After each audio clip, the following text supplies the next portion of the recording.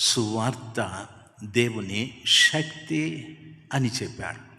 నీ నోటి నుండి సువార్త చెప్తూ ఉంటే ఎంత సువార్త నువ్వు చెప్తుంటావో ఆ సువార్తలో ఉన్న శక్తి నీ ఆత్మలోకి వస్తూ ఉంటుంది. నీ ఆత్మ ఆ సువార్తలో ఉన్న శక్తితో నింపబడుతూ ఉంటుంది. నీ ఆత్మలో సువార్తలో ఉన్న శక్తి నింపబడుతూ ఉంటే అపోస్తలులు సువార్త ప్రకటించి వారు దారిలో వెళుతూ ఉంటే వారి నీడ తగిలిన వ్యక్తులు, రోగగ్రస్తులు బాగైపోయారు, ఆరోగ్యవంతులైపోయారు. ఆ వీధిలో దైవ సేవకులు వస్తున్నారని తెలిసి రోగంతో ఉన్నటువంటి వ్యక్తులని మంచాల మీద తీసుకొచ్చి పెట్టారు. సార్, వీరిని ముట్టండి అనలేదు. వారి నీడ పడితే బాగైపోయారు.